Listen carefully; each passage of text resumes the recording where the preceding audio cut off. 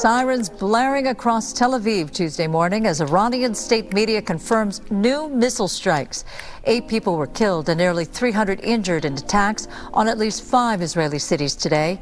Israel's health ministry says 287 were hospitalized, including 2 children, one in critical condition as the Iran-Israel conflict enters day 4. Meanwhile, tensions are rising after President Trump left the G7 meeting early in Canada. Talks shifted to the conflict between Israel and Iran following Israeli airstrikes on Iran just days ago. So now President Trump is warning Iran to stop its nuclear program, saying military action could follow if U.S. troops or interests are threatened.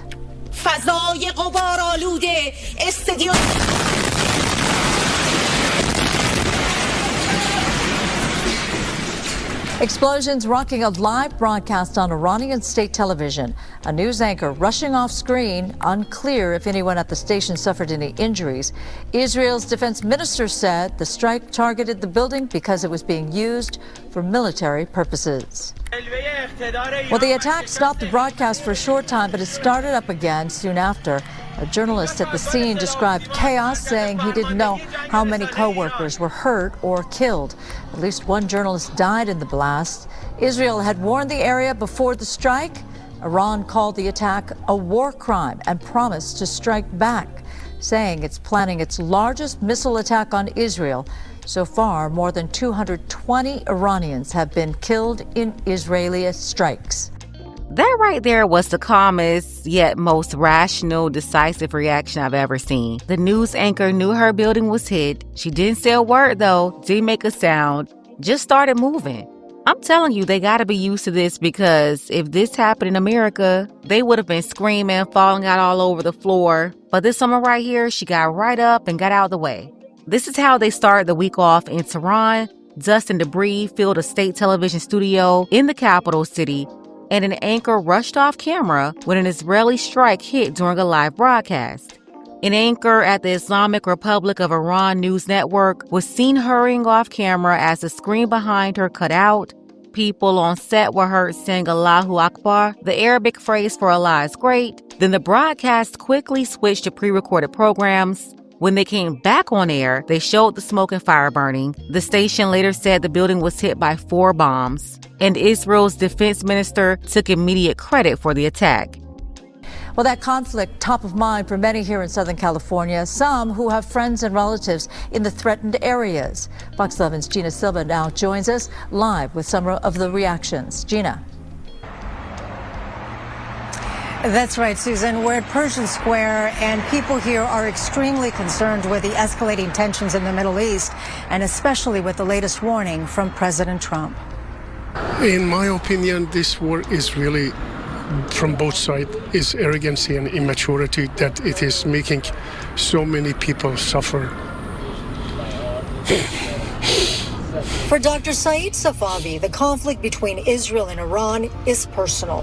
He still has family in the region, and watching these images of missiles flying through the air has him deeply concerned. We cannot use politics and religions to make people hate each other. On Truth Social, President Trump posted on Monday, Iran should have signed the deal I told them to sign. He ended with a warning, everyone should immediately evacuate Tehran. An alarming message striking a nerve in the Persian community. Tehran has 14 million population. I don't know how you want to ask 14 million people to evacuate the city in overnight. That's almost impossible. Rusbet Farahanipour runs 3 Persian restaurants in Westwood. He doesn't think the U.S. should get dragged into another war in the Middle East. And as a taxpayer, I don't like my tax money spend on the overseas and other side of the globe on the conflict between 2 other countries. I don't think that my money should be spent over there to support neither of the part of this conflict. Exactly. Why are we meddling in these people's business when we have our own issues right here in America? This is not America first. We spend so much time and resources fighting proxy wars for other people in other countries, money that should be spent right here in America to help Americans, to build America, not destroy other people's countries. And yeah, how will 14 million people evacuate overnight or in a couple of days? telling everyone to get out of Dodge is a pretty dramatic development. Rabbi Abraham Cooper believes President Trump means business and will not hesitate to involve the U.S. in a war if Iran doesn't comply with his demands. I think there are only two possibilities. One is he's trying to push the Iranian leaders to finally come to their senses and, solve this in a peaceful but immediate way, which means the end of their nuclear bomb hopes, or the United States will finish the job. And the U.S. has the capability of doing that in literally a matter of an hour or two. And if the U.S. jumped in this war, you already have other countries warning that they will jump in too. I mean, look at these headlines out of Moscow. Russia's foreign ministry warned the U.S. against launching military action against Iran as tensions escalate in the Middle East and speculation grows over potential U.S. involvement in the conflict alongside Israel. The Russian foreign ministry specifically warned Washington against military intervention in this situation. And they said any such move by the U.S. will be an extremely dangerous step with truly unpredictable negative consequences. So no, getting more involved in this conflict would not be a good move. They should talk, and they should talk immediately before it's too late. I'm not taking any sides. I'm against all wars. I hate war. Goli Golnas is praying for peace. We need to consider human life, humanity, sit down at a table and work things out. Fighting never solves anything. Our mothers taught us that when we were 2 years old. The U.S. has already sent aircraft carriers, tankers, and other assets to the region. For now, it is just a waiting game. Susan? Well, Gina, criticism is really easy. Getting them to sit down and talk, harder. Does anyone have any solutions aside from that? No, everyone basically here just talked about their concerns for family members in the region. They said it's just not in the interest of the United States to get into another war in the Middle East, and we should stay out of it. And they also talked about, the ongoing conflict that has been there for many, many years, and it's just not a good thing for either side, and they're hoping that, it will not end in war. Yep.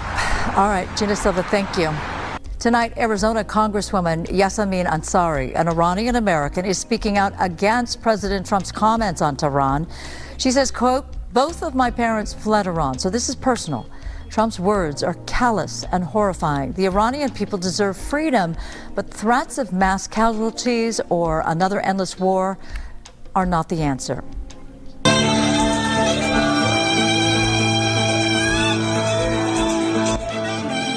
A viral video from Lebanon shows a saxophonist named Alan Otayek performing on a rooftop as missiles streaked across the sky during a party.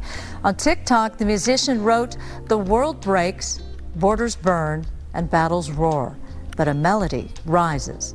I play for no side but the human spirit, because music always stays."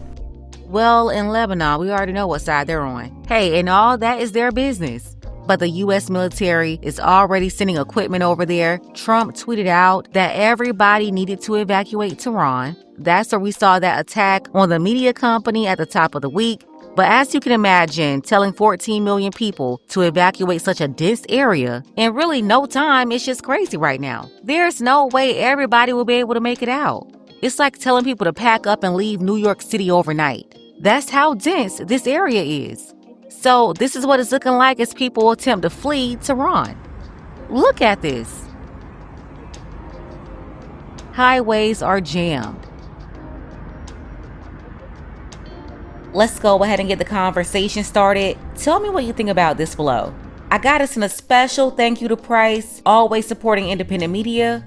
I appreciate your contribution. You can show your support as well. The link to PayPal is below. Ladies, fellas, want a balanced analysis, want the truth from a woman's perspective? Then you're going to want to subscribe to this channel. And don't forget to like and share.